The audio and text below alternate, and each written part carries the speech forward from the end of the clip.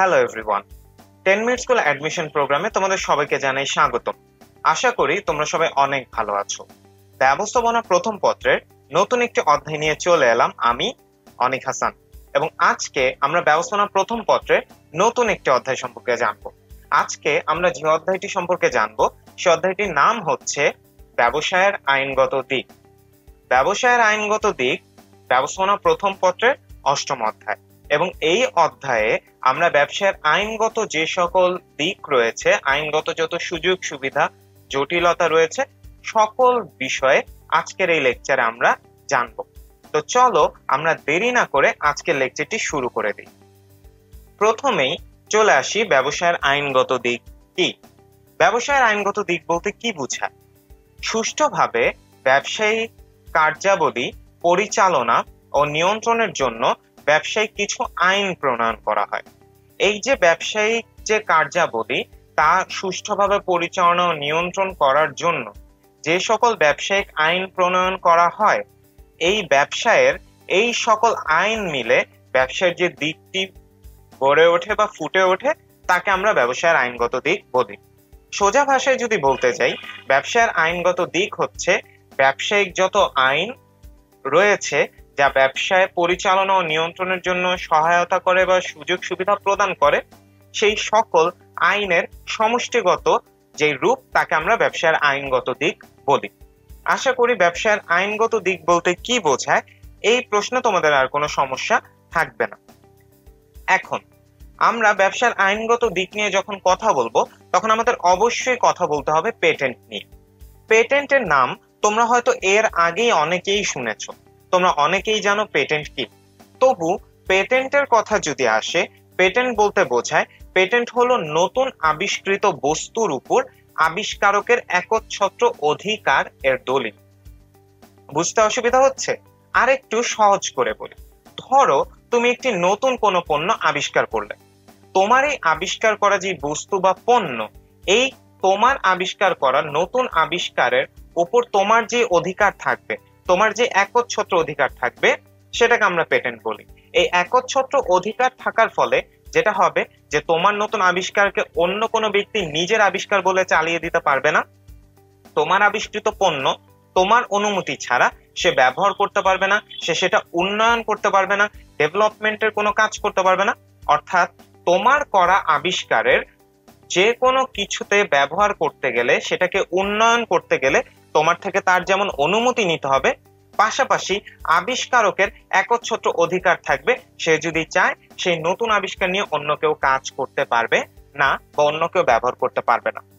Patent এভাবেই একজন আবিষ্কারককে তার আবিষ্কারের উপর একটি অধিকার দেয়, যার ফলে মানুষ নতুন নতুন আবিষ্কারের ক্ষেত্রে অনুপ্রাণিত হয়।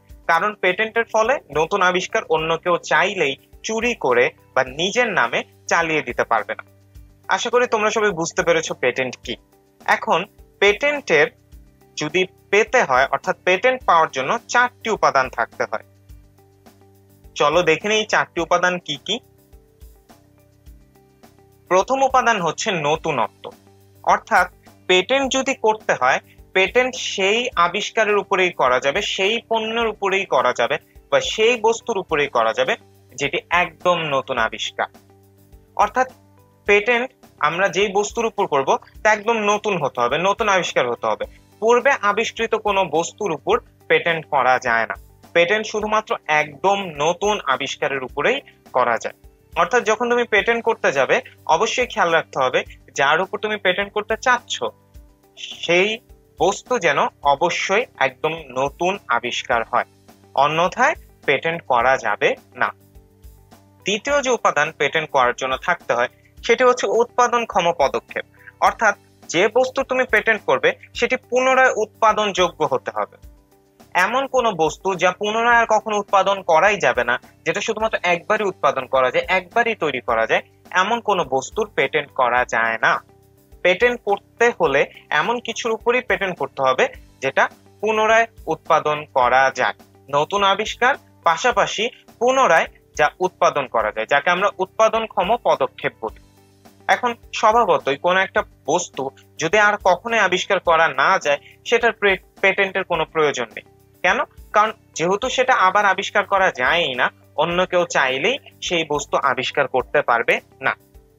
আমাদের খেয়াল রাখতে হবে যে পেটেন্ট এমন বস্তু হতে হবে যা পুনরায় উৎপাদন করা যায়, যদি আমি পেটেন্ট করতে চাই। তৃতীয় যে উপাদান আমাদের থাকতে হবে সেটা হচ্ছে শিল্প উপযোগিতা, অর্থাৎ শিল্প ক্ষেত্রে এর উপযোগিতা থাকতে হবে, এর দরকার থাকতে হবে, এর প্রয়োজনীয়তা থাকতে হবে। এমন কোন আবিষ্কারের উপর পেটেন্ট করা যাবে না যা কারো কোনো প্রয়োজনে আসে না, যে শিল্পের কোনো প্রয়োজনে আসে না, যে পণ্য বা বস্তু থেকে একটা শিল্প তৈরি করা সম্ভব নয়, এমন কোনো বস্তুর পেটেন্ট করা যায় না বা পেটেন্ট করতে হয়ও না। পেটেন্ট করার জন্য যে তৃতীয় উপাদানটি আমাদের থাকতে হবে সেটি হচ্ছে যে বস্তুর আমি পেটেন্ট করব তার শিল্প উপযোগিতা থাকতে হবে, সেটার প্রয়োজন থাকতে হবে, গুরুত্ব থাকতে হবে।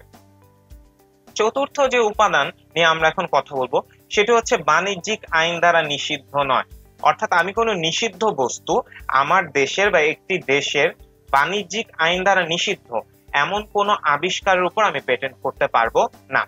আমি যে বস্তুর উপর পেটেন্ট করব সেটি অবশ্যই বৈধ হতে হবে। একটি দেশের বাণিজ্যিক আইন দ্বারা নিষিদ্ধ হলে তার পেটেন্ট করা সম্ভব না। পেটেন্ট অবশ্যই বৈধ আবিষ্কার বা বৈধ বস্তুর উপরে আমরা করতে পারবো। তো আশা করি পেটেন্ট কি এবং পেটেন্ট পাওয়ার জন্য যে 4টি উপাদান থাকতে হয় সে 4টি উপাদান সম্পর্কে তোমরা সবাই এখন জানো। পেটেন্ট পাওয়ার জন্য যে 4টি উপাদান থাকতে হবে সেটি হচ্ছে নতুন আবিষ্কার হতে হবে, পুনরায় উৎপাদন করা যাবে এমন বস্তু হতে হবে, শিল্পের সেটার উপযোগিতা থাকতে হবে এবং অবশ্যই বৈধ হবে, অর্থাৎ বাণিজ্যিক আইন দ্বারা নিষিদ্ধ হবে না। এখন পেটেন্ট কেন করব? পেটেন্টের কিছু সুবিধা আছে যে কারণে পেটেন্ট করা হয়। পেটেন্টের সুবিধা বা ইংরেজিতে যাকে আমরা অ্যাডভান্টেজেস অফ পেটেন্ট বলি, সেই সুবিধাগুলো সম্পর্কে এখন আমরা জেনে নিব। প্রথম যে সুবিধা সেটি হচ্ছে উদ্ভাবকের সুবিধা। উদ্ভাবক পেটেন্ট থেকে কি সুবিধা পায়?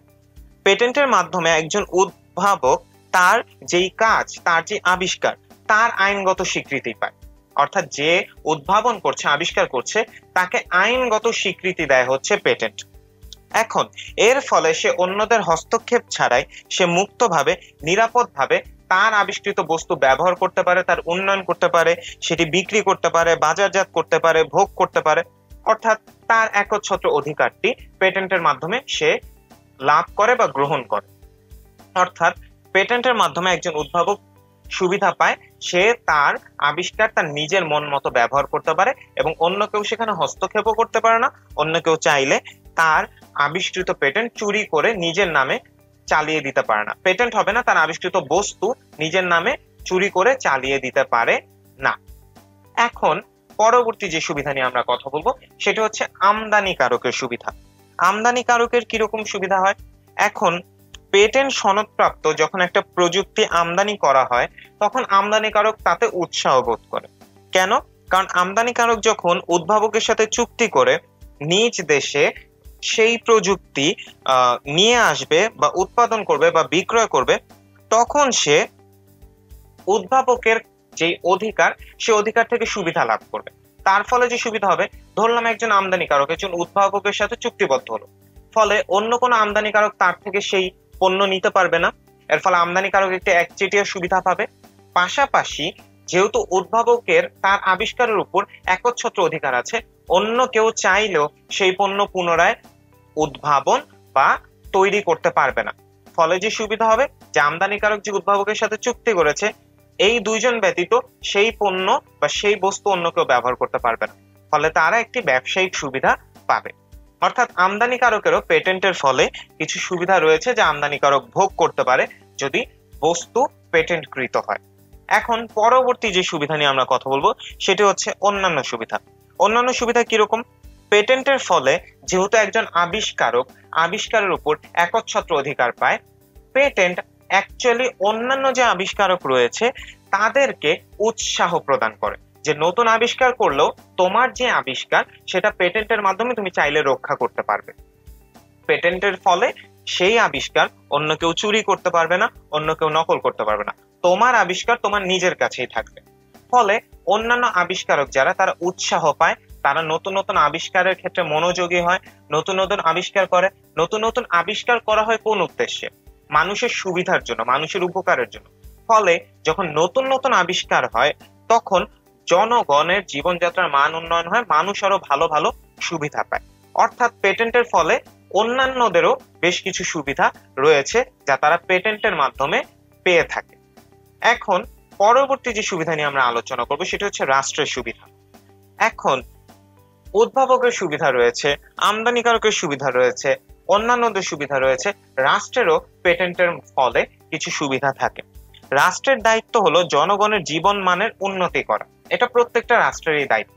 রাষ্ট্র যে কাজ করে, যে সকল পদক্ষেপ নেয়, সবই করে জনগণের কল্যাণের জন্য, জনগণের জীবনযাত্রার মান উন্নয়নের জন্য। এখন শিল্প খাতে বা অন্যান্য যে সকল খাত রয়েছে, এই সকল খাতের উন্নয়ন অপরিহার্য যদি কেউ চায় যে তার রাষ্ট্রেরও উন্নয়ন হোক। পেটেন্টের ফলে নতুন নতুন প্রযুক্তি আবিষ্কার হয়, নতুন নতুন প্রযুক্তি আমদানি হয়, নতুন নতুন প্রযুক্তি যখন আবিষ্কার হয় সেটা অন্য দেশে রপ্তানিও করা যায়। সব দিক থেকে একটা অর্থনৈতিক এবং ব্যবসায়িক সুবিধা একটি রাষ্ট্র পেয়ে থাকে, এবং এ সকল সুবিধার মাধ্যমে সে তার রাষ্ট্রের যে শিল্প, যে অর্থনৈতিক কাঠামো, সবকিছুর উন্নয়ন ঘটাতে পারে। সবকিছুর উন্নয়ন যখন ঘটে তখন জনগণের জীবনযাত্রার মানেরও উন্নয়ন ঘটে। ফলে রাষ্ট্র তার যে উদ্দেশ্য, সেই উদ্দেশ্যে সে সফল হয়। সে জনগণকে একটি উন্নত জীবনযাত্রা প্রদান করতে পারে, উন্নত জীবনযাত্রার সুবিধা সে রাষ্ট্রের জনগণদেরকে দিতে পারে। এই কারণে রাষ্ট্র পেটেন্ট থেকে কিছু সুবিধা পেয়ে থাকে। অর্থাৎ আমরা বলতে পারি পেটেন্ট থেকে শুধুমাত্র উদ্ভাবকই সুবিধা পায় না, পেটেন্ট থেকে আমদানিকারক সুবিধা পায়, অন্যান্যরা সুবিধা পায়, জনগণ সুবিধা পায়, এবং পরিশেষে পেটেন্টের ফলে রাষ্ট্রও সুবিধা পায়। আশা করি তোমরা সবাই পেটেন্টের যে সুবিধাগুলো রয়েছে তা খুব ভালোভাবে বুঝতে পেরেছো। এখন আমরা পেটেন্টের সুবিধা জানলাম, কিন্তু পেটেন্ট যে রেজিস্ট্রেশন করবে, পেটেন্টের যে নিবন্ধন করবে, সেই নিবন্ধনের তো একটি প্রক্রিয়া রয়েছে। এই প্রক্রিয়াটি সম্পর্কে এখন আমরা জানব। চলো দেখে নেই কিভাবে তোমরাও যদি ভবিষ্যতে চাও তোমাদের নতুন আবিষ্কারের পেটেন্ট তোমরা কিভাবে করতে পারবে। প্রথমেই চলে আসি আবেদন প্রদান। আমরা জানি পেটেন্ট যদি করতে হয় তাহলে অবশ্যই আবেদন প্রদান বা আবেদন পেশ করতে হবে। আবেদন পেশ কিভাবে করবে? এখানে পেটেন্ট নিবন্ধনের জন্য নির্ধারিত অফিস থাকে, পেটেন্ট নিবন্ধকের কার্যালয় রয়েছে। সেই কার্যালয় থেকে একটি নির্ধারিত ফর্ম গ্রহণ করতে হয়। সেই নির্ধারিত ফর্মটি পূরণ করতে হবে এবং পাশাপাশি নির্ধারিত যে পেটেন্ট করার যে ফি রয়েছে, সেই পেটেন্ট ফি সহ নিবন্ধকের কার্যালয়ে সেই ফর্ম জমা দিতে হবে। এর মাধ্যমে একজন ব্যক্তি পেটেন্ট আবেদন করলো বা পেটেন্টের আবেদন পেশ করলো। পরবর্তীতে যেটা করতে হয় যে আবিষ্কার সম্পূর্ণ অবস্থায় পেটেন্টের জন্য আবেদন করা হলে আবিষ্কারের যে প্রকৃতি রয়েছে, আবিষ্কারের সকল তথ্য যে পদ্ধতিতে সম্পন্ন করা হয়েছে সবকিছু বিশেষভাবে বর্ণনা করতে হবে। অসম্পূর্ণ আবিষ্কারের ক্ষেত্রেও যদিও পেটেন্টের জন্য আবেদন করা যায়, সেক্ষেত্রে আবিষ্কারের প্রকৃতি বর্ণনা করে স্বতন্ত্র বিবৃতি দিতে হয় এবং আবেদনের তারিখ থেকে 9 মাসের মধ্যে সম্পূর্ণ আবিষ্কার জমা দিতে হবে। অর্থাৎ আমরা বলতে পারি যে দুই ভাবে পেটেন্টের জন্য আবেদন করা যায়। যদি আমার আবিষ্কার সম্পূর্ণ থাকে সেক্ষেত্রে যেটা করতে হবে, আমি আবিষ্কারের প্রকৃতি, পদ্ধতি, সকল তথ্য বর্ণনা করব। যদি আমার পেটেন্ট সম্পূর্ণ না থাকে, অর্থাৎ পেটেন্ট না, আমার আবিষ্কার যদি সম্পূর্ণ না থাকে, অসম্পূর্ণ যদি থাকে, সেই ক্ষেত্রে যেটা করতে হবে আমি তখনই বিবৃতি দিব এবং পাশাপাশি আমি সকল তথ্য, সকল পদ্ধতি, প্রক্রিয়া বর্ণনা করব। আবেদনের 9 মাসের মধ্যে নিবন্ধকের কার্যালয়ে অবশ্যই আমার অসম্পূর্ণ যে আবিষ্কার সেটি সম্পূর্ণ করে জমা দিতে হবে। তো এভাবে আমরা আবিষ্কারের প্রকৃতি বর্ণনা করব। এরপর যে নিবন্ধকের যে কার্যালয়, সেখানে নির্দিষ্ট যে ব্যক্তিবর্গ রয়েছে তারা আবেদনপত্রটি দেখবে, আবিষ্কারটি দেখবে, আবিষ্কারটি পরীক্ষা করবে, সকল কিছু যাচাই বাছাই করে দেখবে সবকিছু ঠিকঠাক আছে নাকি, সবকিছু খতিয়ে দেখবে, অন্যান্য কোনো পণ্যের সাথে এটা কি মিলে নাকি, পদ্ধতির সাথে মিল রয়েছে নাকি, পদ্ধতি অনুযায়ী কি এটা করা যায় নাকি, অন্যান্য কোনো সমস্যা আছে নাকি, সবকিছু তারা খতিয়ে দেখবে। এবং খতিয়ে দেখার পর যদি তাদের মনে হয় যে এই আবেদন গ্রহণযোগ্য, সেই ক্ষেত্রে তারা আবেদনপত্র গ্রহণ করবে। আবেদনপত্র গ্রহণ পর্যায়ে তারা সবকিছুর পরে আবেদনপত্র গ্রহণ করবে এবং এই ক্ষেত্রে নিবন্ধক উক্ত গ্রহণ বিষয়ে আবেদনকারীকে বিজ্ঞপ্তি দিবেন এবং এই বিষয়ে পত্রিকাতেও বিজ্ঞাপন প্রদান করা হয়।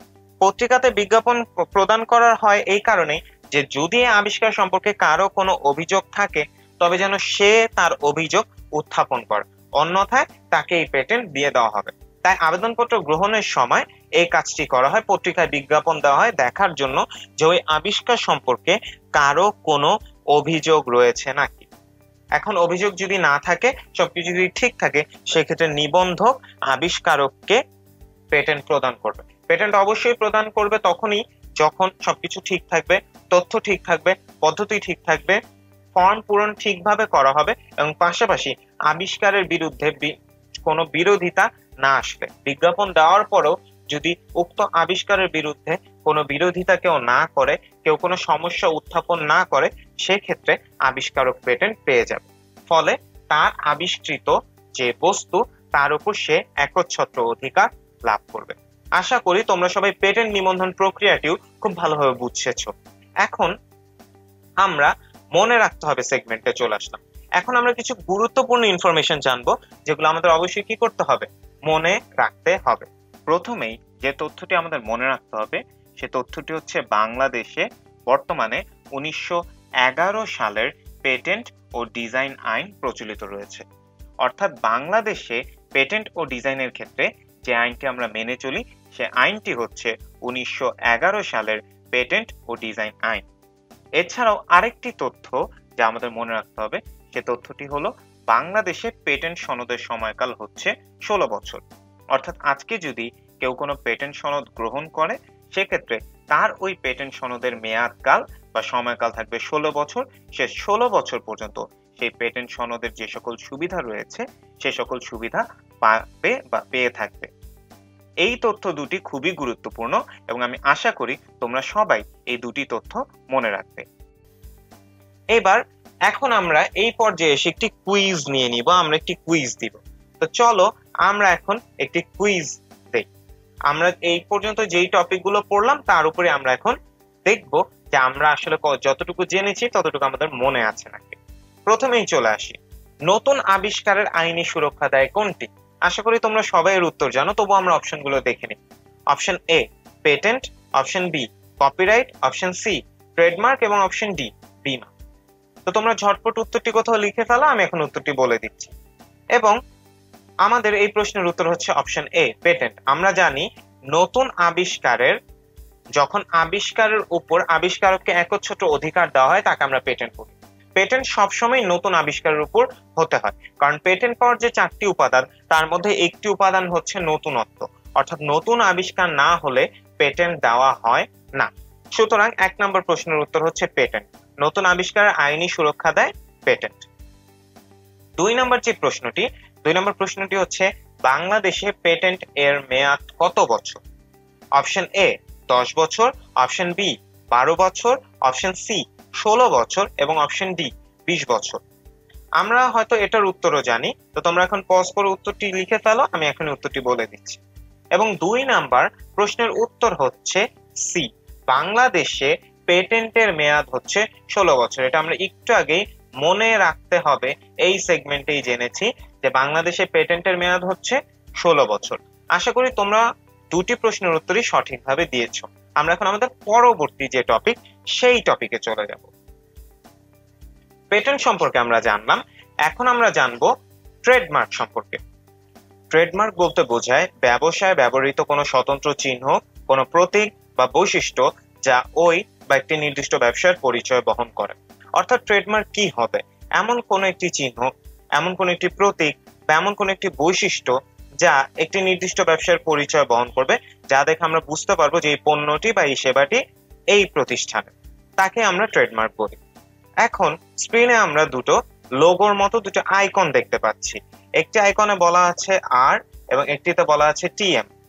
আর দ্বারা বোঝায় রেজিস্টার্ড ট্রেডমার্ক। আমরা অনেক লোগো বা নাম বা স্লোগানের পাশে এরকম আর সাইন দেখে থাকি, এর মানে হচ্ছে ওই ট্রেডমার্কটি রেজিস্টার্ড, অর্থাৎ সেই ট্রেডমার্কটি নিবন্ধিত বা রেজিস্টার্ড একটি ট্রেডমার্ক।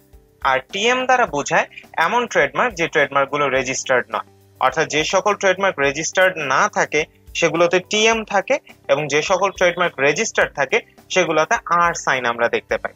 অর্থাৎ এখন থেকে আমরা কোনো লোগো বা কোনো নাম বা কোনো স্লোগান যদি দেখি তাহলে আমরা তার পাশে আর বা টিএম দেখেই বুঝতে পারবো যে সেই ট্রেডমার্কটি কি রেজিস্টার্ড নাকি সেই ট্রেডমার্কটি রেজিস্টার্ড নয়। এখন চলো আমরা কিছু ফেমাস ট্রেডমার্ক দেখে নিই। প্রথমেই এই লোগোটি তোমাদের সবার কি পরিচিত মনে হয়? আশা করি তোমরা সবাই এই লোগোটি চিনো, এবং এখানে কোনো নাম না থাকার পরও আমার ধারণা তোমরা সবাই বলতে পারবে যে এই লোগোটি পেপসি কোম্পানির। একইভাবে স্ক্রিনে এখন যে লোগোটি আসলো, এই লোগোটিও আমরা সবাই জানি। এখানে কোনো ব্র্যান্ডের নেম নেই, কিচ্ছু নেই, কোনো কিছু বলা নেই, বাট আমরা জানি এটি নাইক কোম্পানির লোগো। অর্থাৎ এই লোগো সম্বলিত যে কোনো পণ্য বা প্রোডাক্ট আমরা ধরে নিব নাইক কোম্পানি। এখন যেই লোগো বা যেই চিহ্নটা আমরা দেখতে পাচ্ছি, এটি হচ্ছে টয়োটা কোম্পানি। এখানে একটা বিষয় খেয়াল করলে দেখতে পারবে যে কোনো লোগোতে এখানে নাম লেখা ছিল না। আমরা তাদের আকার, তাদের কালার কম্বিনেশন, সাইজ, তাদের যে এমব্লেম বা প্রতীক দেখেই আমরা বুঝতে পেরেছি যে এখানে কোন কোন কোম্পানির কথা বলা হয়েছে। ট্রেডমার্কের সুবিধা হচ্ছে এটাই, আমরা কোনো নাম না থাকার পরও বুঝতে পারছি এটা পেপসি কোম্পানির, এটা নাইক কোম্পানির এবং এটি টয়োটা কোম্পানির। এই লোগো বা সিম্বল থাকা যে কোনো পণ্য বা সেবাকে আমরা ধরে নিব তার ওই নির্দিষ্ট প্রতিষ্ঠানের। এভাবে একটা পণ্য ট্রেডমার্কের মাধ্যমে তার প্রতিষ্ঠানের বা তার ব্যবসায়ের পরিচয় বহন করে। এখন ট্রেডমার্ক সম্পর্কে তো আমরা জানলাম, ট্রেডমার্কের কিছু সুবিধা চলো জেনে নেই। ট্রেডমার্কের সুবিধা, যাকে আমরা ইংরেজিতে বলি অ্যাডভান্টেজেস অফ ট্রেডমার্ক, সেই সুবিধাগুলো হলো, প্রথম সুবিধা হচ্ছে মালিকের সুবিধা। মালিকের সুবিধা কিরকম? যখন বাজারে একটি ব্যবসায় প্রতিষ্ঠান বেশ ভালো সুনাম অর্জন করে, মানুষের কাছে পরিচিত হয়ে যায়, মানুষের পছন্দের একটি ব্র্যান্ডে পরিণত হয়, তখন মালিক ট্রেডমার্কের সুবিধা লাভ করে। যেমন আজকে যদি কোনো সুনামধন্য কোম্পানি যদি তারা কোনো একটি নতুন পণ্য বের করে, তখন সেক্ষেত্রে যেটাই হবে যে তাদের যে ব্র্যান্ড লোগো বা তাদের যে ট্রেডমার্ক, সেই ট্রেডমার্ক দেখেই অনেক ক্রেতা সেই পণ্য ক্রয়ে আকৃষ্ট হবে। মানুষ বুঝতে পারবে যে না, এটা আমাদের একটি পরিচিত ব্র্যান্ডের প্রোডাক্ট, আমরা হয়তো এই প্রোডাক্টটি কিনলে বা এই সার্ভিসটি নিলে আমরা হয়তো ভালো সেবা পাবো। যখন একটি ট্রেডমার্ক বাজারে পরিচিত হয়ে যায়, তখন মালিক তার একচ্ছত্র সুবিধা লাভ করে। যেরকম মানুষ তার পণ্য চিনতে সুবিধা হয়, মানুষের ওই ব্র্যান্ডের পণ্য চিনতে সুবিধা হয়, তারা সহজে ওই ব্র্যান্ডের পণ্য কিনতে পারে। পাশাপাশি নতুন কোনো পণ্য আসলেও তার চাহিদা অটোমেটিক্যালি তৈরি হয়ে যায়। পাশাপাশি আগের যে পণ্যগুলো ছিল সেগুলো যখন কেউ কিনতে যায়, ক্রেতা বা ভোক্তারা, তারা আসল এবং নকল এ দুটি পার্থক্য করতে পারে। অর্থাৎ সব দিক থেকে ট্রেডমার্ক মালিককে ভালো সুবিধা দিয়ে থাকে। মালিকের সুবিধার পাশাপাশি ক্রেতা ও ভোক্তাদের সুবিধা রয়েছে। আজকে আমরা যখন বাজারে একটি পণ্য বা একটি সেবা গ্রহণ করতে যাচ্ছি, আমরা কিন্তু আমরা যে প্রতিষ্ঠান থেকে সেই পণ্য বা সেবাটি গ্রহণ করতে চাই, সে প্রতিষ্ঠানের পণ্য বা সেবা চিনতে পারছি ট্রেডমার্ক বা লোগো বা সিম্বলের বদৌলতে। আমরা বুঝতে পারছি যে না, এই পণ্যটি আমার পরিচিত ব্র্যান্ডের, এই পণ্যটি আমি নিতে পারবো, এই পণ্যটির গুণগত মান সম্পর্কে আমার ধারণা আছে, আমি ভালো সুবিধা পাবো, আমি একটি ভালো পণ্য পাবো। আবার যেটা ট্রেডমার্ক ঠিক নেই বা আমরা চিনি না বা অপরিচিত, সেটা আমরা অ্যাভয়েড করতে পারবো যে না, এই পণ্য আমি ব্যবহার করি না, তাদের হয়তো গুণগত মান অত ভালো হবে না, সুতরাং আমি এটা অ্যাভয়েড করতে পারবো।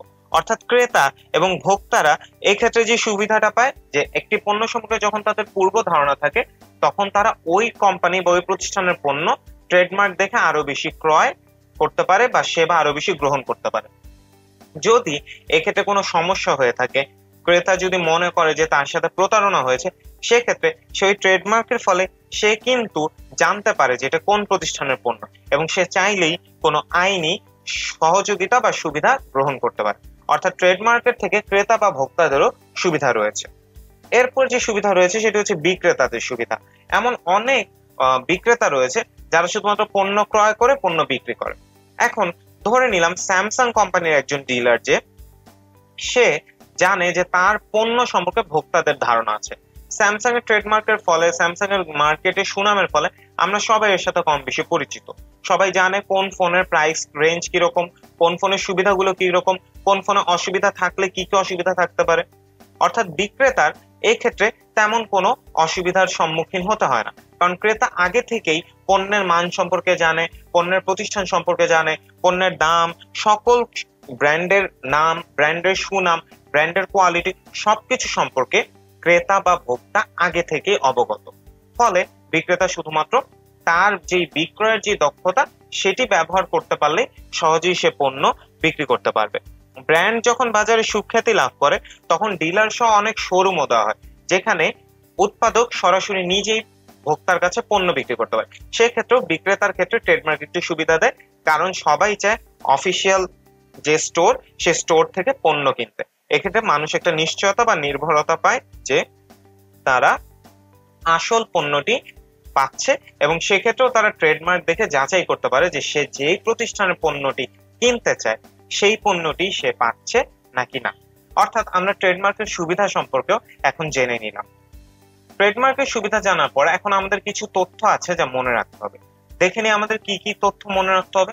প্রথমে আমাদের যে মনে রাখতে হবে তা হচ্ছে এই উপমহাদেশের প্রথম ট্রেডমার্ক আইন 1940 সালে প্রবর্তিত হয়।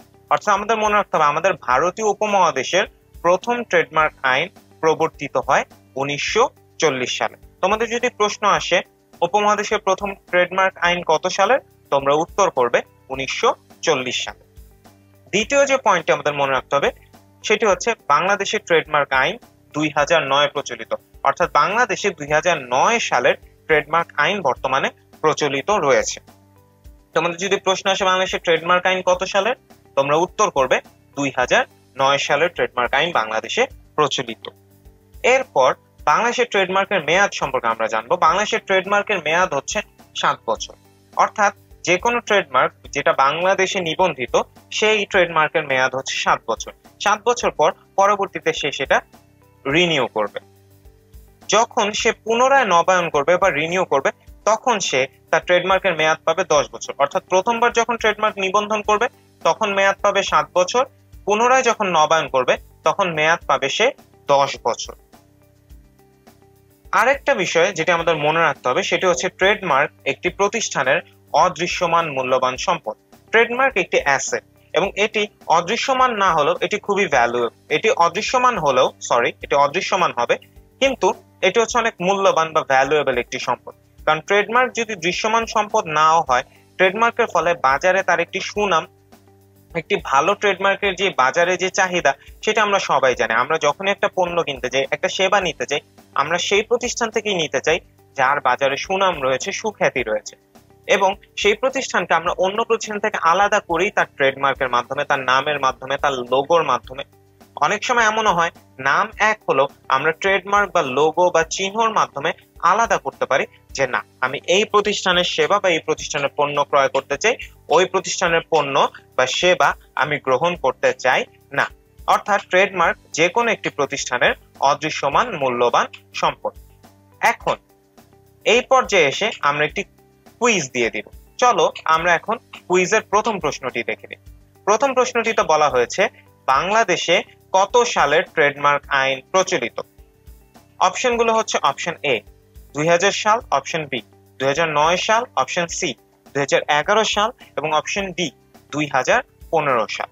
তোমরা এখন ভিডিওটি পজ করে উত্তরটি কোথাও ঝটপট লিখে ফেলো, আমি এখনই সঠিক উত্তরটি বলে দিচ্ছি।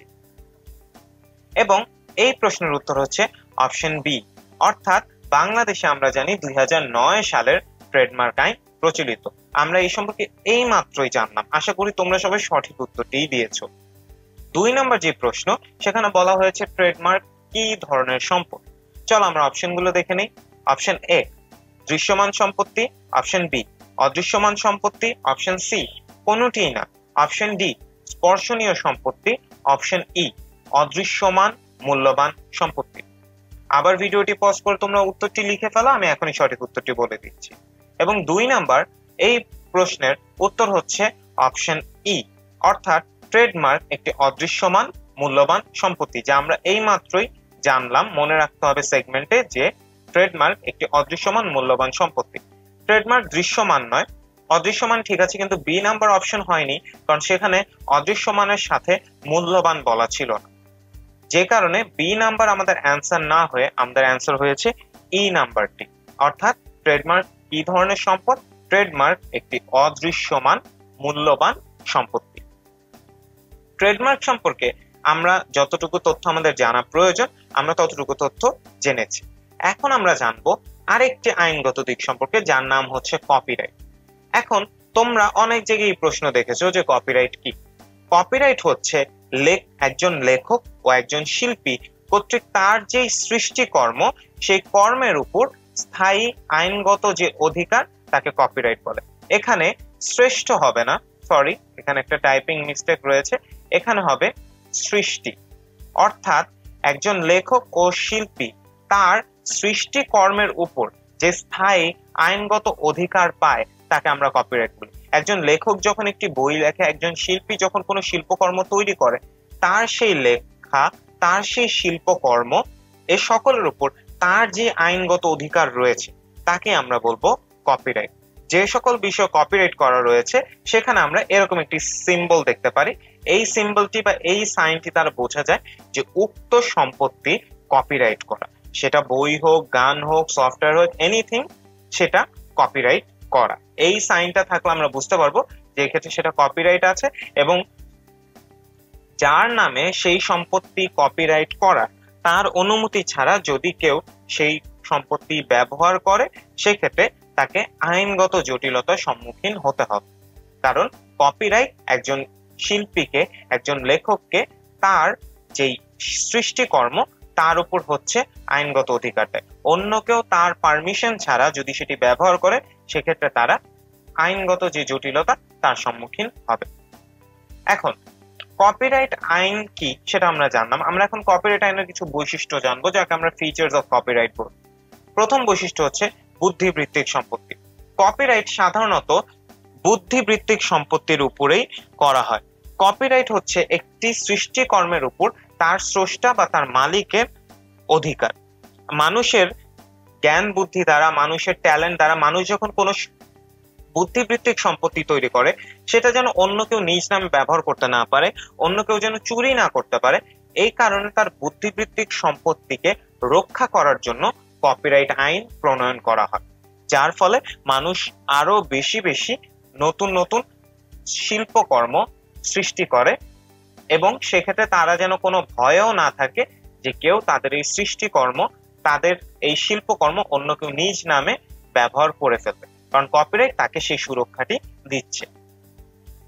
স্বত্বাধিকারী স্বার্থ রক্ষা। স্বত্বাধিকারীর স্বার্থ রক্ষা বলতে বোঝায় যে একজন লেখক হোক, শিল্পী হোক, সাহিত্যিক হোক বা যেই হোক না কেন, সে যখন তার মেধা, শ্রম, তার ধৈর্যের মাধ্যমে, অধ্যবসায়ের মাধ্যমে সে যখন একটা সৃজনশীল কর্মের জন্ম দেয়, একটা শিল্পকর্ম তৈরি করে, তখন সেটা যেন অন্য কেউ চুরি করতে না পারে, নিজ নামে চালিয়ে দিতে না পারে, সেটাই কপিরাইট আইনের লক্ষ্য। এক্ষেত্রে তাদের যে ব্যক্তিগত যে প্রতিভা তা যেন বিকশিত হয়, পাশাপাশি মানুষ যেন জানে যে না, এই শিল্পকর্মের শিল্পীকে, এই সৃষ্টিকর্মের স্রষ্টাকে। এই জন্য কপিরাইট স্বত্বাধিকারীর হচ্ছে স্বার্থ রক্ষা করে। ফলে কপিরাইটের মাধ্যমে এমন একটি সিচুয়েশন তৈরি হয় যেখানে যে একটি শিল্পকর্ম বা একটি সৃষ্টি যে সৃষ্টি করে, শুধুমাত্র সেই তার সুবিধা পেয়ে থাকে, অন্য কেউ সেই শিল্পকর্ম বা সেই সৃষ্টকর্মের সুবিধা পায় না। আশা করি তোমরা সবাই বুঝতে পেরেছো যে একজন স্বত্বাধিকারী যখন তার মেধার মাধ্যমে কোনো কিছু তৈরি করে, তখন তার স্বার্থ রক্ষার জন্য কপিরাইট আইন প্রণয়ন করা হয়, যেখানে সে তার আবিষ্কার নিজের মন মতো ব্যবহার করতে পারে, অন্য কেউ সেটি চুরি করে নিজ নামে চালিয়ে দিতে পারে না, এবং এর ফলে নতুন নতুন সৃষ্টিতে উৎসাহিত হয় আরো বেশি বেশি প্রতিভাবান মানুষজন। 3 নাম্বার যে বৈশিষ্ট্যটি হচ্ছে সেটি হচ্ছে নির্দিষ্ট মেয়াদ। প্রত্যেকটি কপিরাইটের একটি নির্দিষ্ট মেয়াদ রয়েছে।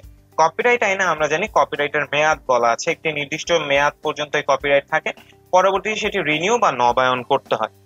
এখন এই ক্ষেত্রে বেশ কিছু নির্দিষ্ট সময়কাল আছে, মেয়াদকাল রয়েছে, এবং সে সকল মেয়াদকাল আমাদের মনে রাখতে হবে।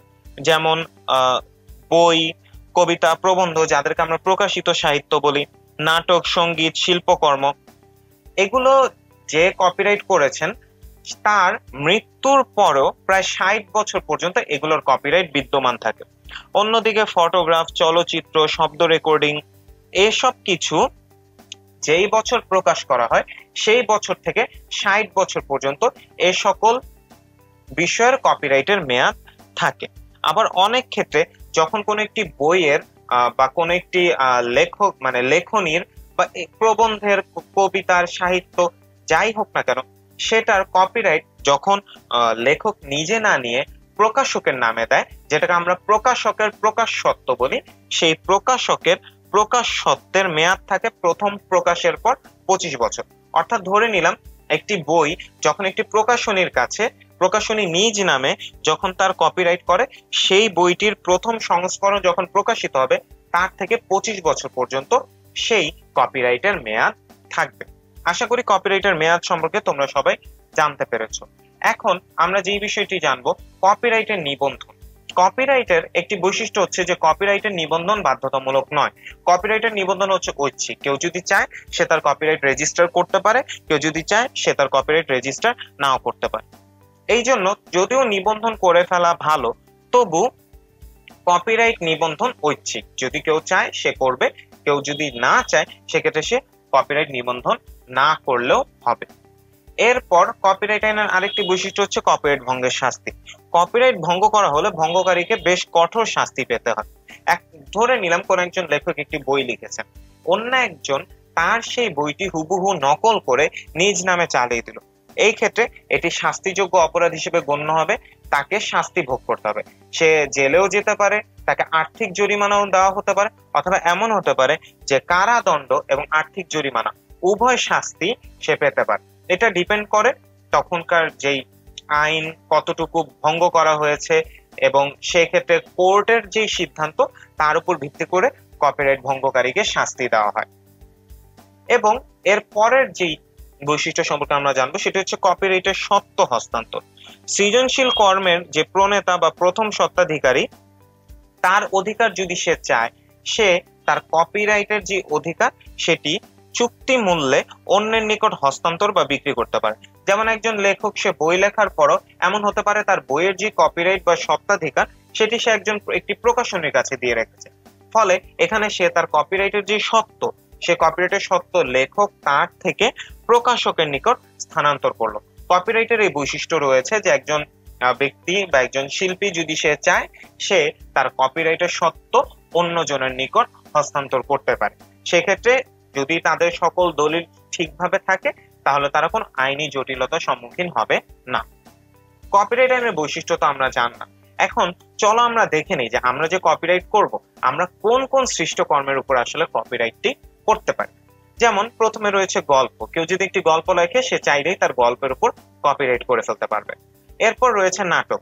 একজন ব্যক্তি যখন একটি নাটক তৈরি করে এর পিছনে তার প্রচুর মেধা এবং শ্রম ব্যয় হয়।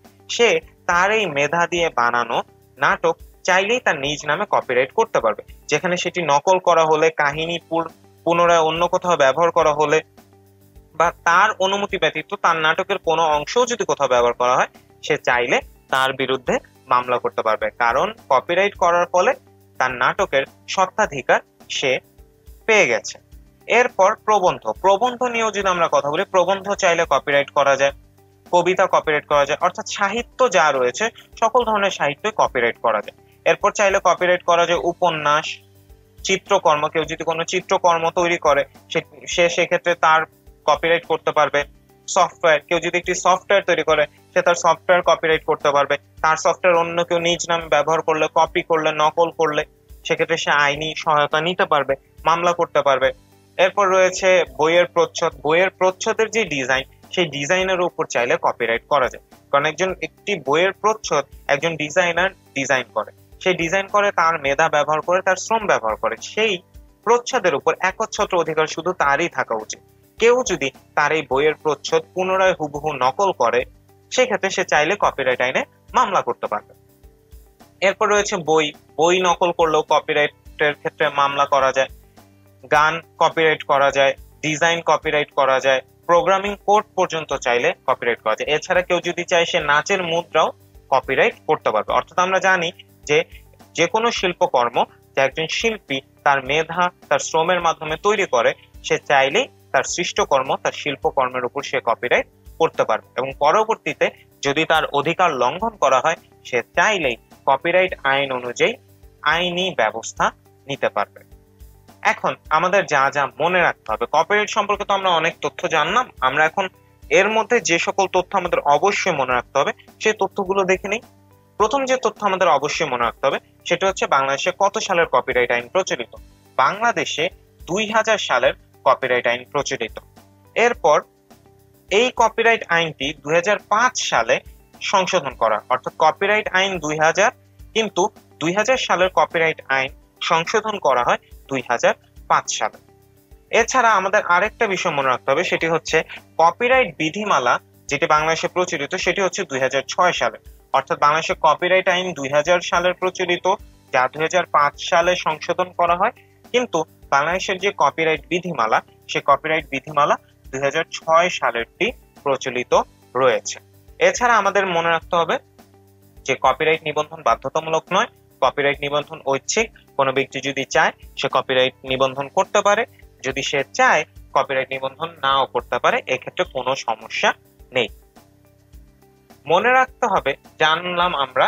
এবার আমরা জানবো কপিরাইট নিবন্ধন প্রক্রিয়া। কপিরাইট সম্পর্কে তো অনেক তথ্য জানলাম, এখন কপিরাইট কিভাবে নিবন্ধন করবো, আমি কিভাবে একটা কপিরাইট রেজিস্ট্রেশন করবো, যদিও নিবন্ধন বাধ্যতামূলক, তাও কপিরাইট নিবন্ধন প্রক্রিয়াটি জেনে রাখা ভালো। প্রথমেই চলে আসি, কপিরাইট নিবন্ধন করার জন্য প্রথমে যা করতে হয় সেটি হচ্ছে আবেদনপত্র সংগ্রহ করতে হয়। কপিরাইট নিবন্ধনের জন্য একটি আবেদনপত্র রয়েছে, শেষে আবেদনপত্র সংগ্রহ করবে, কিন্তু আবেদনপত্র সংগ্রহ করবে কপিরাইটের স্বত্বাধিকারী বা কোনো কর্মের প্রণেতা বা কোনো প্রকাশক বা সেই কপিরাইট, যে বিষয়ের কপিরাইট করা হবে তার সাথে স্বার্থ জড়িত এমন ব্যক্তি কপিরাইটের আবেদন করতে পারবে। তুমি চাইলেই অন্য একজন ব্যক্তির শিল্পকর্মের কপিরাইটের জন্য আবেদন করতে পারবে না, অবশ্যই যে যার শিল্পকর্ম তার আবেদন করতে হবে। বইয়ের ক্ষেত্রে প্রকাশক আবেদন করতে পারে, অথবা যেটা হবে যে যেই সৃজনশীল শিল্পকর্ম বা সৃষ্টিকর্ম রয়েছে তার সাথে স্বার্থ জড়িত এমন কেউ কপিরাইটের জন্য আবেদন করতে পারবে। আবেদনপত্র সংগ্রহ করার পর সে আবেদনপত্র পূরণ করা হবে। আবেদনপত্রে আবেদনকারীর নাম, ঠিকানা, জাতীয়তা, বিভিন্ন তথ্য, এরকম অনেক তথ্য দেওয়া থাকে, সেগুলো তথ্য পূরণ করতে হবে। তথ্য পূরণ করার পর যদি সেই কপিরাইটের ক্ষেত্রে আরো অন্যান্য স্বার্থ সংশ্লিষ্ট পক্ষসমূহ থাকে, যেমন এমন কোন বিষয় কপিরাইট করা হচ্ছে যেখানে 3-4টি পক্ষ জড়িত, সেক্ষেত্রে এক পক্ষ কপিরাইট নিবন্ধনের যে কার্যক্রম সে কার্যক্রম সম্পন্ন করছে, সেক্ষেত্রে সে বাকি যে পক্ষগুলো রয়েছে তাদের কাছেও আবেদনপত্রের কপি পাঠাতে হবে, কারণ সেই শিল্পকর্ম বা সৃষ্টিকর্মের সাথে অন্যান্য স্বার্থ জড়িত এবং তাদের অধিকার রয়েছে কপিরাইটের যে আবেদনপত্রের কপি, সে আবেদনপত্রের কপি দেখে আবেদন সম্পর্কে জানা। এরপর আবেদনপত্র নিবন্ধকের অফিসে নিবন্ধক মূল্যায়ন করবে। যদি তার মনে হয় যে কপিরাইট সম্পর্কে সব ঠিক আছে, সকল তথ্য ঠিক আছে, ফি ঠিক আছে, সব দিক থেকে কোনো সমস্যা যদি সে না পেয়ে থাকে, তখন যে নিবন্ধন একটি সনদ প্রদান করা হয়। এই নিবন্ধন সনদ প্রদানের মাধ্যমে কপিরাইট নিবন্ধন নিশ্চিত করা হয়, এর মাধ্যমে জানা যায় যে কপিরাইট হয়েছে। এখন কপিরাইট নিবন্ধন কিভাবে করে আমরা জানলাম, আমরা এখন জানবো কপিরাইট ভঙ্গের পরিণতি। আমরা জানি কপিরাইট ভঙ্গ করলে শাস্তি পেতে হয়। কপিরাইট ভঙ্গের পরিণতিকে ইংরেজিতে বলা হয় কনসিকুয়েন্সেস অফ কপিরাইট ইনফ্রিঞ্জমেন্ট।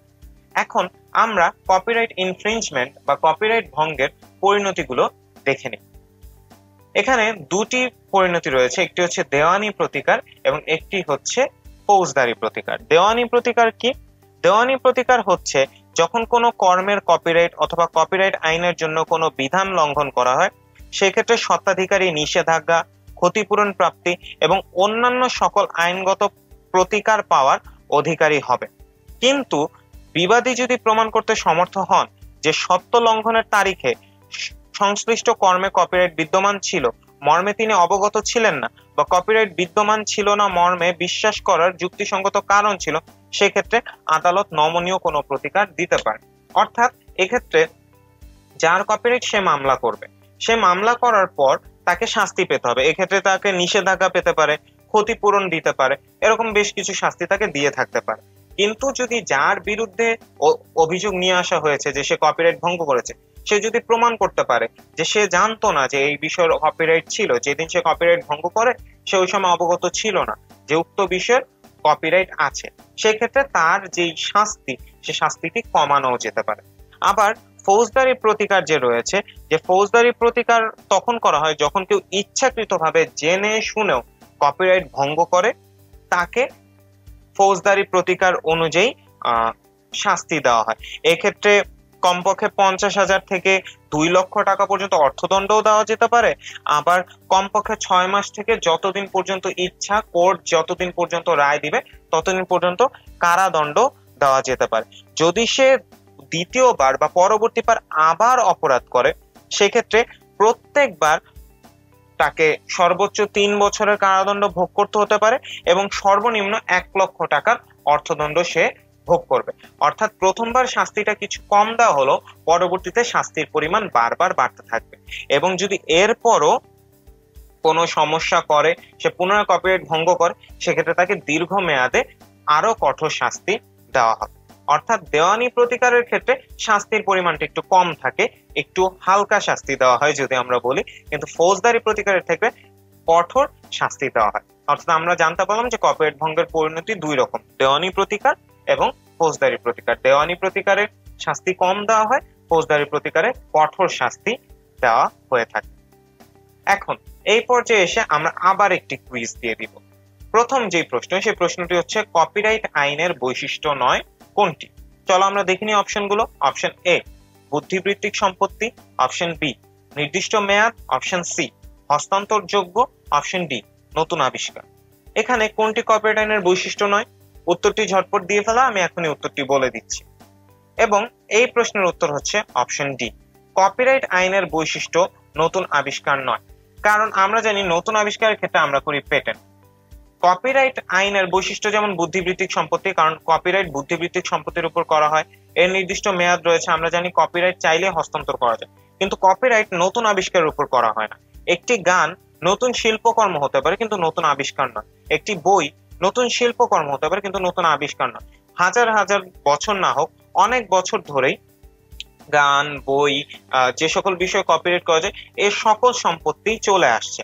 এখন যখন কেউ নিজের মতো করে, নিজের মেধা ব্যবহার করে নতুন ভাবে সেটি তৈরি করছে, সেটির কপিরাইট করা যায়, সেটাকে আমরা নতুন শিল্পকর্ম বা সৃষ্টিকর্ম বলতে পারি, কিন্তু নতুন আবিষ্কার বলা যাবে না। সুতরাং নতুন আবিষ্কার কপিরাইট আইনের বৈশিষ্ট্য নয়।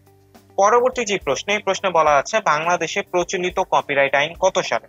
অপশন এ 2000 সালের, অপশন বি 2005, অপশন সি 2011 এবং অপশন ডি 2009।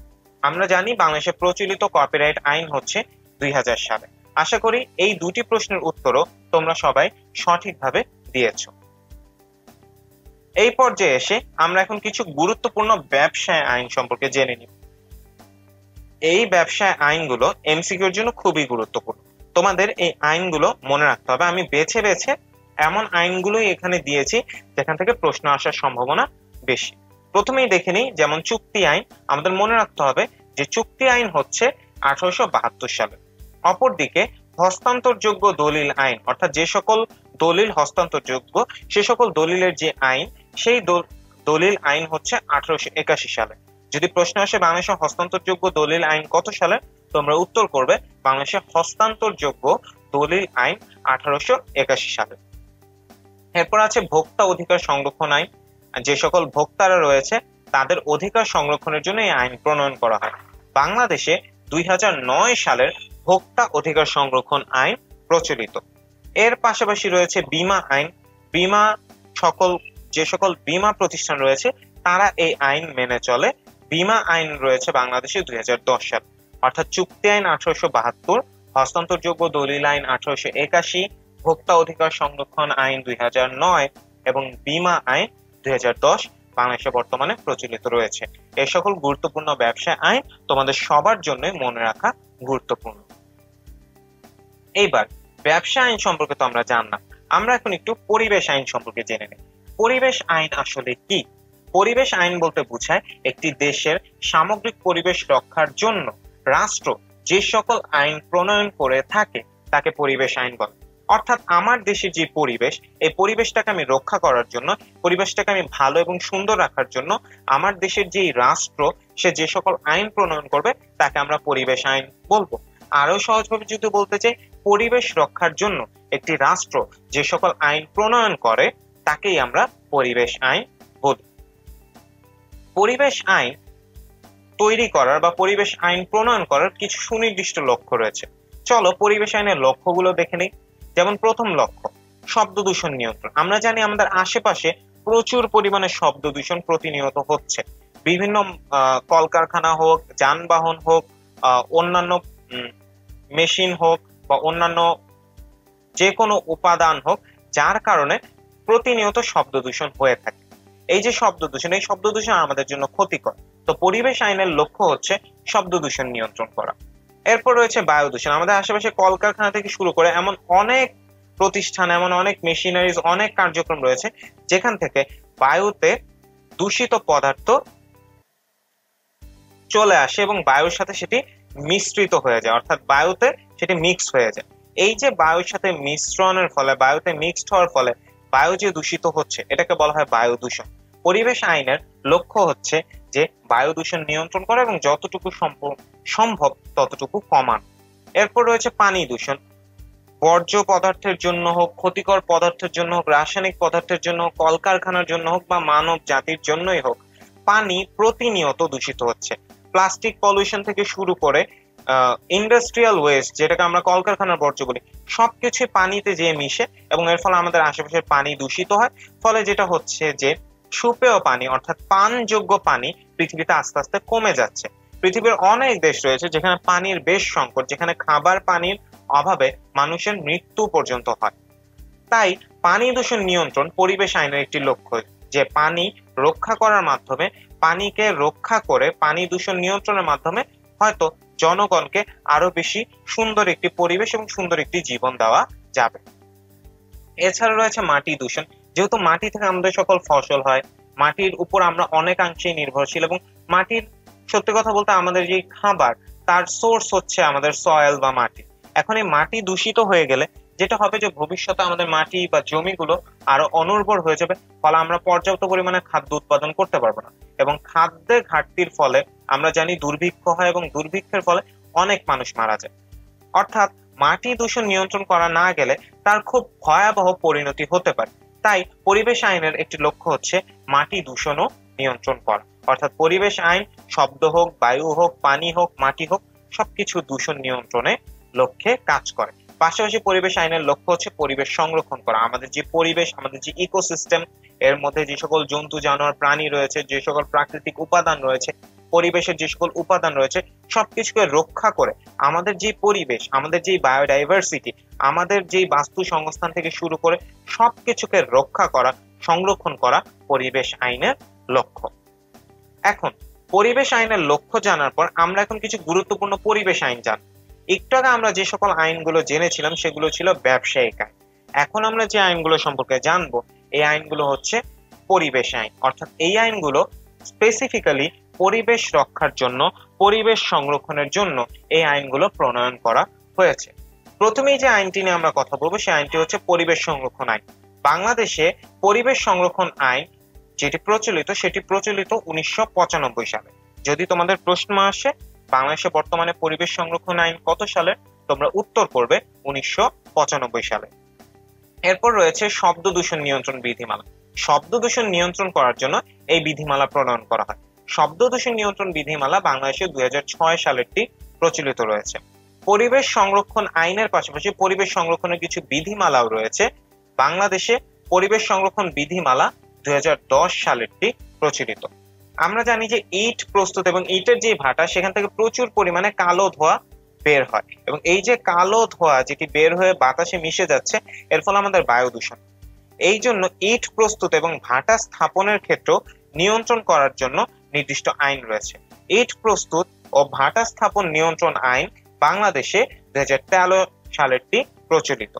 এরপর জীব বৈচিত্র্য, আমাদের পরিবেশের যে সকল জীব বৈচিত্র্য রয়েছে, অর্থাৎ প্রাণী হোক, বিভিন্ন পশু পাখি, গাছপালা, পরজীবী হোক, এমন অনেক কিছু রয়েছে যা আমাদের পরিবেশের যে জীব বৈচিত্র্য তাকে সুন্দর করে এবং সমৃদ্ধ করে। বাংলাদেশের এই জীব বৈচিত্র্য রক্ষা করার জন্য, পরিবেশের জীব বৈচিত্র্য রক্ষা করার জন্য আইন রয়েছে, যাকে আমরা বলি বাংলাদেশ পরিবেশ জীব বৈচিত্র্য আইন। বাংলাদেশের এই পরিবেশ জীব বৈচিত্র্য আইন প্রচলিত রয়েছে 2017 সালে। এই গুরুত্বপূর্ণ পরিবেশ আইনগুলো আশা করি তোমরা সবাই মনে রাখবে, এখান থেকে প্রশ্ন হওয়ার সম্ভাবনা অনেক বেশি। এই আইনগুলোর নাম এবং সালগুলো মনে রাখলে এখান থেকে প্রশ্ন যখন আসবে তোমরা তা সহজেই সঠিক উত্তর করতে পারবে। এখন আমরা জানবো আইএসও সম্পর্কে। আইএসও, যাকে আমরা আইএসও যার ফুল ফর্ম হচ্ছে international organisation for standardisation. ISO একটি মান সনদ প্রদানকারী আন্তর্জাতিক সংস্থা। অর্থাৎ একটি পণ্য বা সেবার কিরকম, তার কোয়ালিটি কিরকম, তার মান কিরকম, এই বিষয়ে মান সনদ বা কোয়ালিটি সার্টিফিকেট দেয় আইএসও। আইএসও 1947 সালে প্রতিষ্ঠিত হয়। 1947 সালে আইএসও কোন উদ্দেশ্যে প্রতিষ্ঠিত হয়? আইএসও প্রতিষ্ঠিত হয় জনগণকে তাদের ব্যবহৃত পণ্য বা সেবার গুণগত মান সম্পর্কে জানানোর উদ্দেশ্যে আইএসও গঠিত বা প্রতিষ্ঠিত হয়। আইএসও এর সদর দপ্তর হচ্ছে সুইজারল্যান্ডের জেনেভায় অবস্থিত। পাশাপাশি আইএসও এর প্রায় 21,584টিরও বেশি স্ট্যান্ডার্ড প্রচলিত রয়েছে। আইএসও নিত্য নতুন স্ট্যান্ডার্ড নিয়ে আসে, নতুন নতুন স্ট্যান্ডার্ড নিয়ে তারা কাজ করে, তারা গবেষণা করে এবং তারা নতুন নতুন স্ট্যান্ডার্ডের মাধ্যমে মানুষের জীবনযাত্রার মান উন্নয়ন করে।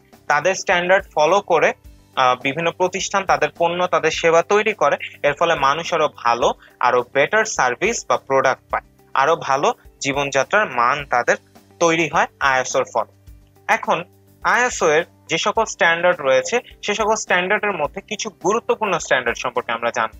যেমন আইএসও 9000। আইএসও 9000 হচ্ছে কোয়ালিটি ম্যানেজমেন্ট স্ট্যান্ডার্ড, অর্থাৎ একটি পণ্যের কোয়ালিটি কিরকম, সেই কোয়ালিটি ম্যানেজমেন্টের এক্সপার্টিজ কিরকম, এই সকল ব্যাপারে আইএসও 9000 সার্টিফিকেট দেওয়া হয়। এছাড়া রয়েছে আইএসও 14000, যেটি হচ্ছে পরিবেশ ব্যবস্থাপনার একটি স্ট্যান্ডার্ড। রয়েছে আইএসও 27001, যেটি হচ্ছে তথ্য নিরাপত্তা ব্যবস্থাপনা বা যেটা আমরা বলি ICT management, ICT security, information security management. এছাড়া রয়েছে আইএসও 50001, যেটা হচ্ছে শক্তি বা জ্বালানি ব্যবস্থাপনা অর্থাৎ ফুয়েল ম্যানেজমেন্ট নিয়ে আইএসওর এই স্ট্যান্ডার্ডটি কাজ করে। এই স্ট্যান্ডার্ডগুলোর নাম্বার এবং কোন স্ট্যান্ডার্ডটি কি নিয়ে কাজ করে এই বিষয়টি তোমরা মনে রাখলে ভালো। এখান থেকে প্রশ্ন আসলে তখন তোমরা সঠিকভাবে উত্তর করতে পারবে। আইএসও 9000 কোয়ালিটি ম্যানেজমেন্টের জন্য, আইএসও 14000 পরিবেশ ব্যবস্থাপনার জন্য, আইএসও 27001 তথ্য নিরাপত্তা ব্যবস্থাপনার জন্য এবং আইএসও 50001 শক্তি বা জ্বালানি ব্যবস্থাপনার স্ট্যান্ডার্ড। এখন আইএসও সম্পর্কে তো আমরা জানলাম, এখন আমরা জানবো বিএসটিআই সম্পর্কে। বিএসটিআই যাকে বলা হয় Bangladesh standards and testing institution, এটি একটি বাংলাদেশের প্রতিষ্ঠান এবং বিএসটিআই কাজ করে একটি স্বায়ত্তশাসিত প্রতিষ্ঠান হিসেবে। বিএসটিআই শিল্প মন্ত্রণালয়ের অধীনে একটি স্বায়ত্তশাসিত প্রতিষ্ঠান। পাশাপাশি বিএসটিআই বাংলাদেশের যে সকল উৎপাদিত পণ্য বা বাংলাদেশে যে সকল পণ্য রয়েছে সে সকল পণ্যের মান নির্ধারণ, মান পরীক্ষা এবং মান নিশ্চিত করে। অর্থাৎ মানুষের নিকট যে পণ্য বা সেবা যাবে, কিরকম পণ্য বা কিরকম সেবা যাওয়া উচিত সেই পণ্যের মান নির্ধারণ করা, সেই মান পরীক্ষা করে দেখা যে নির্ধারিত মানের সাথে বর্তমান বাজারে যে সকল পণ্য রয়েছে তাদের মান কি মিলছে, নাকি কম আসছে, নাকি বেশি আসছে, এবং মানটা নিশ্চিত করা। এই বিষয় নিয়ে কাজ করা হচ্ছে বিএসটিআই। বিএসটিআই এর দায়িত্ব হচ্ছে মান নির্ধারণ, মান পরীক্ষা এবং মান নিশ্চিত করা। বিএসটিআই এই লক্ষ্যে 1985 সালে গঠিত হয় যাতে বাংলাদেশের যে জনগণ তাদেরকে একটি ভালো গুণগত মানের পণ্য বা সেবা সকল প্রতিষ্ঠান বাধ্য হয়েই দেয়, কেউ যেন চাইলেই ভোক্তার সাথে প্রতারণা বা জালিয়াতি করতে না পারে সেই বিষয়টিতে খেয়াল রাখে বিএসটিআই। এখন যদি তোমাদের এরকম কোনো প্রশ্ন আসে, যেহেতু এখন কিছু বিশ্ববিদ্যালয়ের ভর্তি পরীক্ষায় রিটেন প্রশ্ন আসে বা সিকিউ যাকে আমরা বলি, সেখানে যদি এরকম প্রশ্ন আসে যে বাংলাদেশে পণ্য মান নিয়ন্ত্রণ করে কোন প্রতিষ্ঠান, তখন তোমরা উত্তর করবে বাংলাদেশে পণ্যের মান নির্ধারণ, মান পরীক্ষা এবং মান নিশ্চিত করে এবং নির্দিষ্ট মানের উপর সার্টিফিকেট প্রদান করে বিএসটিআই নামক প্রতিষ্ঠান। অর্থাৎ বাংলাদেশে পণ্যের মান শুধু নির্ধারণই নয়, পণ্যের মান পরীক্ষা করে দেখা, মান নিশ্চিত করা এবং যে মানটা নিশ্চিত করা হয়েছে সেই নির্দিষ্ট মানের উপর সার্টিফিকেট প্রদান করার দায়িত্ব বাংলাদেশে পালন করে বিএসটিআই। সহজ ভাষায় যদি বলতে চাই, বাংলাদেশে পণ্য মান নিয়ন্ত্রণকারী প্রতিষ্ঠান হচ্ছে বিএসটিআই। এবং পাশাপাশি আমাদের মনে রাখতে হবে যে আন্তর্জাতিক যে সকল মান রয়েছে সে সকল মানের সাথে সামঞ্জস্য রেখে আমাদের দেশের নিজস্ব জাতীয় মান তৈরি করো বিএসটিআই এর কাজ। অর্থাৎ হতে পারে এমন একটি স্ট্যান্ডার্ড রয়েছে যেটি ইন্টারন্যাশনাল একটি স্ট্যান্ডার্ড, সেই স্ট্যান্ডার্ডটি আমাদের দেশের মানুষজনকে সহজ করে বোঝানোর জন্য, সহজ করে তোলার জন্য আমাদের দেশের জাতীয় মান তৈরি করে বিএসটিআই সেই আন্তর্জাতিক মানের সাথে সামঞ্জস্য রেখে। অর্থাৎ বিএসটিআই বেশ গুরুত্বপূর্ণ একটি ভূমিকা পালন করে ভোক্তাদের জন্য, জনগণের জন্য। এখন এর মাধ্যমে আমাদের আজকের এই লেকচারটি শেষ। আমরা এখন বিগত বছরগুলোতে ভর্তি পরীক্ষার কিছু প্রশ্ন একটু সলভ করব। তো চলো প্রথম প্রশ্নটি আমরা দেখি। প্রথম প্রশ্নে বলা হয়েছে নিচের কোনটি কপিরাইট রেজিস্ট্রেশনের কারণ হতে পারে? অপশনগুলো কি কি? অপশন এ, পণ্যের বাজার সম্প্রসারণ। অপশন বি, বইয়ের পরিচিতি। অপশন সি, লেখকের স্বার্থ সংরক্ষণ। অপশন ডি, প্রতিযোগিতায় সুবিধা লাভ। এবং অপশন ই, সবগুলোই সঠিক। এখন কোনটি কপিরাইট রেজিস্ট্রেশনের কারণ হতে পারে? এই প্রশ্নের উত্তর হচ্ছে অপশন সি। কারণ আমরা জানি পণ্যের বাজার সম্প্রসারণ কপিরাইটের লক্ষ্য নয়, বইয়ের পরিচিতি কপিরাইটের রেজিস্ট্রেশনের কারণ নয়। কিন্তু একজন লেখক তার সৃষ্টিকর্ম, তার শিল্পকর্ম রক্ষা করার জন্য, লেখক তার নিজের স্বার্থ সংরক্ষণের জন্য কপিরাইট রেজিস্ট্রেশন করতে পারে। অর্থাৎ 4 নাম্বার যদি দেখি প্রতিযোগিতায় সুবিধা লাভ, এটিও হবে না এবং সবগুলো সঠিক হওয়ার প্রশ্নই আসে না। সুতরাং একজন লেখক তার স্বার্থ সংরক্ষণ করবে, এটা আমরা জানি, এটা কপিরাইটের কারণ হতে পারে। সুতরাং নিচের কোনটি কপিরাইট রেজিস্ট্রেশনের কারণ হতে পারে? এই প্রশ্নের উত্তর হচ্ছে অপশন সি, লেখকের স্বার্থ সংরক্ষণ কপিরাইট রেজিস্ট্রেশনের একটি কারণ হতে পারে। 2 নম্বর প্রশ্ন বলা আছে, বাংলাদেশ কপিরাইট আইন কত সাল? বাংলাদেশে কত সালের কপিরাইট আইন প্রচলিত? অপশন এ হচ্ছে 1991, অপশন বি 2000 সাল, option C 2005, option D 2004, option E 2009। বাংলাদেশে আমরা জানি অপশন বি অর্থাৎ 2000 সালের কপিরাইট আইন প্রচলিত। অর্থাৎ এই প্রশ্নের উত্তর হচ্ছে অপশন বি 2000 সাল।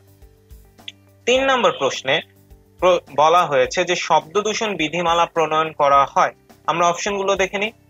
Option A 2003, option B 2001, option C 2004, option D 2005 এবং অপশন ই 2006। শব্দ দূষণ বিধিমালা কত সালে প্রণয়ন করা হয়? এবং এই প্রশ্নের উত্তর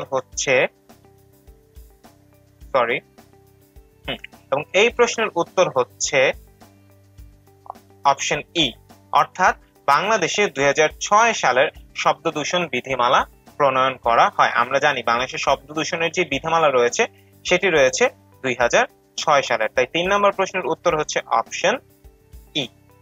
4 নম্বর প্রশ্নে বলা আছে পেটেন্ট এর মূল উদ্দেশ্য কি? আমি আশা করি তোমরা সবাই জানো পেটেন্টের মূল উদ্দেশ্য কি, তবু আমরা অপশনগুলো দেখে নিই।